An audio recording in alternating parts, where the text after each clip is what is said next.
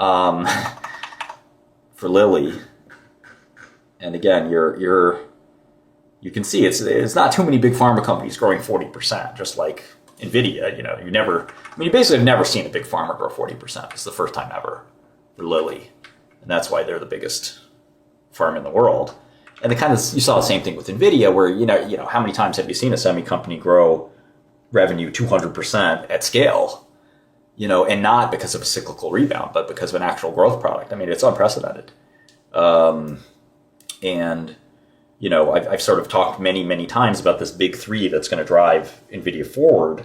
So I really love the company. The stock is a different matter. As you can see, the stock can have a mind of its own. But I like the stock now. I'm pretty constructive on it. It's a lot cheaper than it was a month or two ago.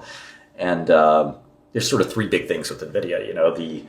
I spent a good chunk of time being an AI programmer, and my lovely life partner is a AI person. So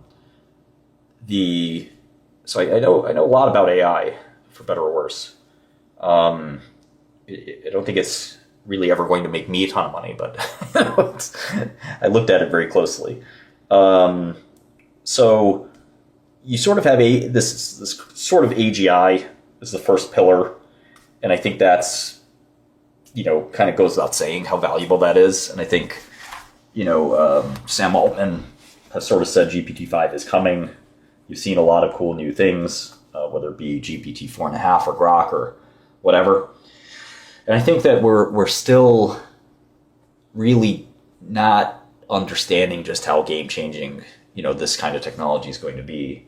I was reading the book Source Code, the Bill Gates memoir, and, I was telling my lady that, Microsoft was probably responsible for a percentage point of GDP growth every year for the last, 20 years. Now, maybe that's a little excessive, but half a percentage point.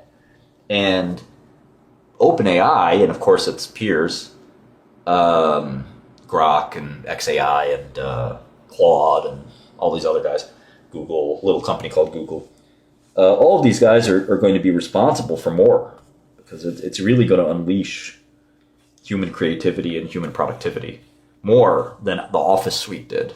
We look at the Office suite and we sort of take it for granted, but it improves your productivity a lot. But GPT is going to improve your productivity way more, in my opinion. So we had a boom partially because of productivity software and enterprise software. A lot of enterprise software never even worked. If you've ever worked on an SAP or Oracle system, you know what I'm talking about.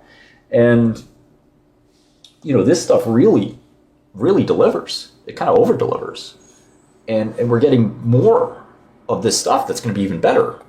And then you have SSI, which is kind of this dark horse, as well as Keen, Carmack's thing, and many others. Everyone wants to bring about the ultimate AGI. Whether AGI meets your definition or my definition, that's completely irrelevant. What's relevant is, are we getting this incredible, sort of incredible result, which is software that can help you think and organize things. That's the main point, and we are going to get that, and that requires basically paying Nvidia. And we've gone from sort of I think I said this on Friday, the software guys monopolizing all of the economics, to a hardware player, Nvidia, saying, no, all that stuff, you got to pay us. It used to be kind of the other way around. Having said that, Wintel was a thing, but Intel was not as extractive as Nvidia is today. Now, extractive sounds like a bad term. I mean, they're being rewarded. This may be a softer term, but whether you're being rewarded or extracting profits, either way, Nvidia is making more money from the AI revolution than Intel made from the PC revolution. And so I think that, AGI is kind of that first pillar. The second is autonomous vehicles, which I think gets slept on a bit. It's probably not as important as AGI, but it's also a little closer to home. AGI is kind of amorphous, thing. But before I leave AGI, what I'd say is, let's say it takes an H100 to make AGI. You'd have an individual H100, okay, for each person. This is kind of the way I think about Intel. Let me close this Lily model real quick after I pop in the right number here. Let's see, 6639. Okay, great. Did I already have this? Or did I just popped it in? Okay. So opening up the Nvidia model. Okay.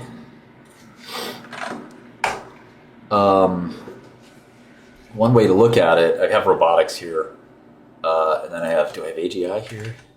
I didn't even do AGI for this. So yeah, I mean, one way to think about it is an H100 is $40,000. I'm not even going to use the new generation, which would change the numbers, but let's be conservative. Would you want for $40,000 a machine that can make you 1,000 times smarter, do your job better, things like that? Of course, I'd want it just the same way a hedge fund gives a $25,000 Bloomberg license to an analyst to make the firm lots of money. It's the same reason you would give a $40,000 H100 equipped with, maybe another expensive AGI together to make a human more productive, especially if that human's working at a Walmart or a Procter & Gamble or a Lockheed or, any corporate job, and they're tasked with, making the S&P 500 go up. That's a big job, and you need AGI for that. So you have $40,000, any researcher in a university, etc., it's millions of people, and potentially a billion people. And so your revenue of Nvidia is tiny compared to that opportunity, which is kind of crazy to think about. But it's that's how growth is sometimes. When Google first IPO'd, you could actually build a forecast that got them to 300 billion in revenue. And at the time the revenue was like 10 billion or something. And you felt stupid saying, I don't know, I'm used to models where my revenue goes up 10% or 5% or something. I'm not used to modeling a 10x increase in revenue, especially after we've had a 100x increase in revenue. And the reality is, you can't be afraid. You just have to go where your numbers tell you to go.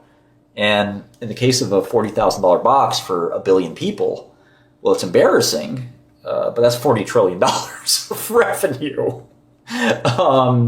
Which is, never been seen before, period, in the world. Not even close. But, I have them getting to around $1 trillion in revenue. So it sort of tells you something about the opportunity of AGI. Governments, universities, and top financial firms and S&P 500 companies are where we'll start. And I think you're going to want multiple AGIs. They're basically going to be a human equivalent. But a more reliable human that works 24/7, that you don't have to pay that much. And they don't scale. They don't ask for more money.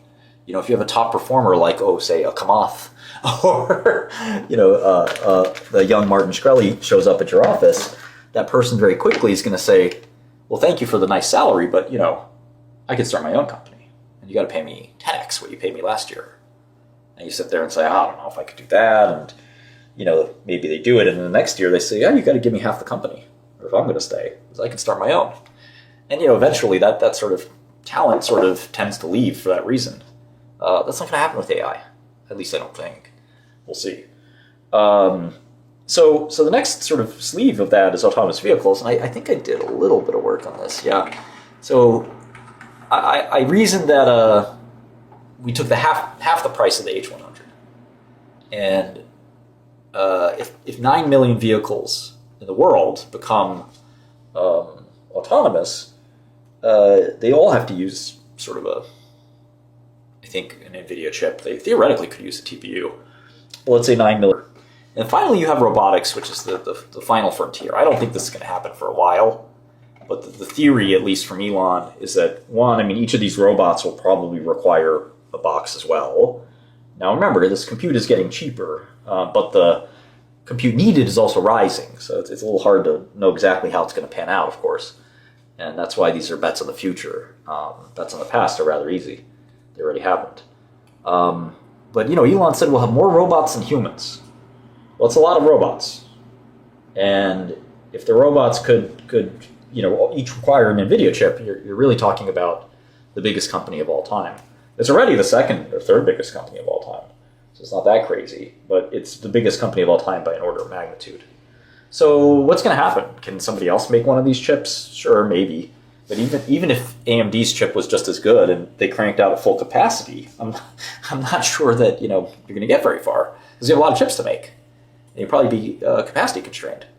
And the companies that want to take advantage of this are really hungry for this stuff and raising lots of capital.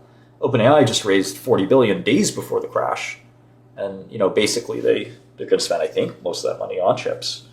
And so Nvidia's, it's sort of hard to argue with this one. When it got to these like nosebleed prices, you sort of sit there and say, I can wait on this. But it dropped by about a third. So, I'm in. I think it's it's pretty good long compared to stuff like IonQ or whatever. Now, or Fartcoin.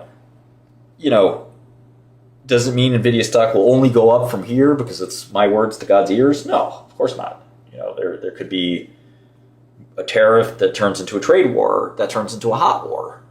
And, something like that would cause some calamity in the market, and there could be other problems. AMD catches up. I don't know.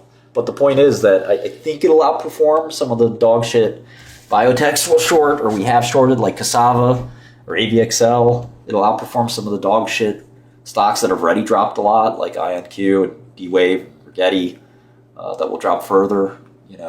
So I think I'm pretty comfortable with that one.